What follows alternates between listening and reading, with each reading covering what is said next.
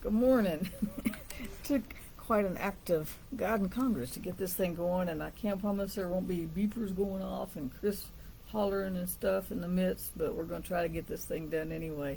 Hope you had a great evening. Hope you had a good day yesterday. Hope you got a great day in. As I'm seeing the sunshine this morning, and that I can see the sunshine. Every once in a while, I'll see a bird fly across, and it reminds me that He still provides for the sparrow, and He will still provide for me. But before I get too far in, grab your First John study guide.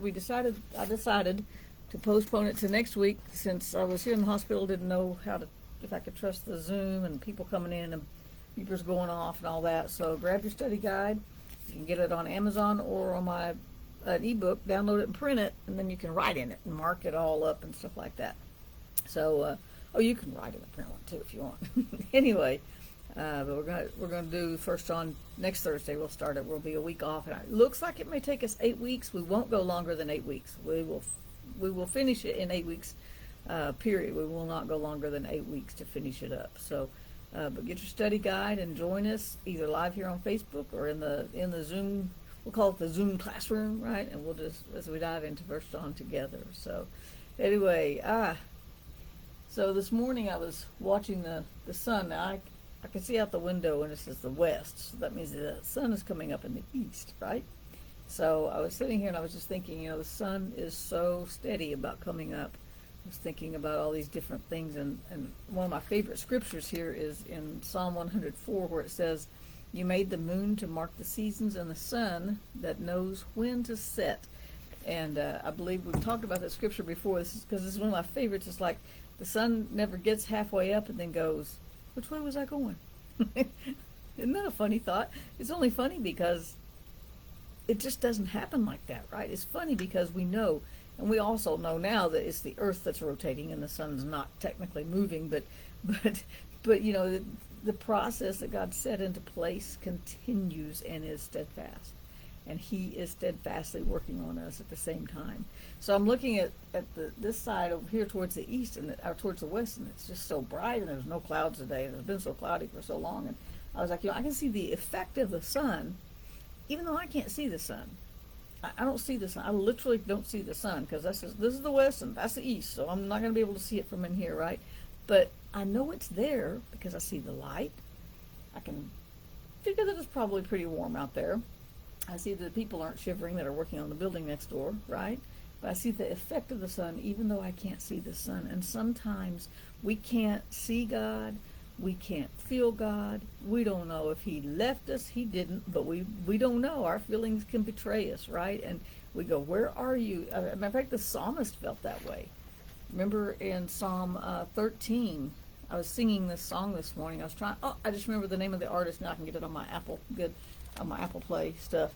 But he said, "How long, O Lord, will you forget me? Forever?" That's in the Bible, you guys. It's in the Bible. How long, O Lord, will you forget me? Forever? Sorry, Chris is coughing. How long will you look the other way? Do you ever feel that way? That God's here, you know He's here. By faith, you know He's here. By faith, you know He loves you. By faith, you know that He's got you. But it does not feel like it, because life can get rough. Right? Life can get rocky, and you can feel it. So I don't see the sun, but I know it's there because I can see its effect. And so sometimes, I don't know if you're going through something today, or you're going to go through something tomorrow or next week or whenever, right? Whenever, right? Just know that you can still see His effect in your life, even if you can't see Him directly, even if you don't feel Him directly, even if you don't sense Him directly. You can see the effect in your life. He's still going to give you peace. He's still going to, He's not going to take His peace back. He's not going to say, "Okay, forget it. Just, Jesus left it there, but we're going to take it all back up here to heaven now because y'all don't need it anymore."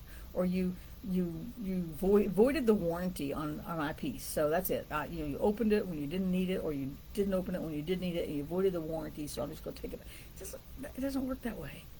We will always be able to see His effect, even if we can't see Him directly. As a matter of fact, on down in this psalm, let's go there. Down, in this Psalm 13, he says, "Turn and answer me, O Lord my God. Restore the light to my eyes, or I'm going to die." He says, "Don't let my enemies gloat, saying we've defeated him." Then listen to what he says.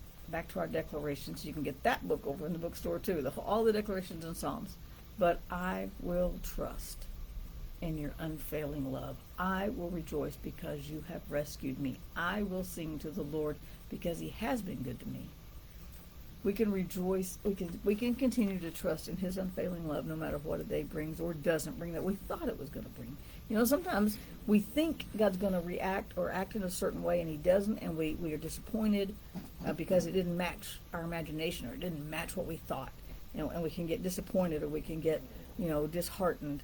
But we can still trust in his unfailing love no matter what a day brings or what a day doesn't bring that we wanted it to bring. And we will never have to do a day without his peace.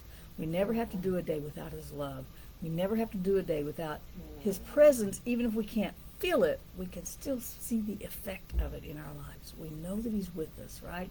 So today I encourage you, no matter what's going on, good or bad, take a moment to reflect on his peace. Take a moment to reflect on his grace. Take a moment to reflect on his love. And trust him that he's got this day too. Peace out. Have a great day. And I hope to see you from home tomorrow, but it may be the next morning, which I don't do Sundays. But I'll see you tomorrow one way or the other. Have a great day. Peace out.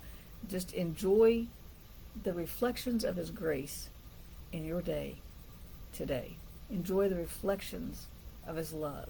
Enjoy the reflections and the fullness of his peace today. And make it your declarations today that I will trust in his unfailing love. That's a powerful thing to meditate on. Grab that today. Have a great day. I'll see you tomorrow.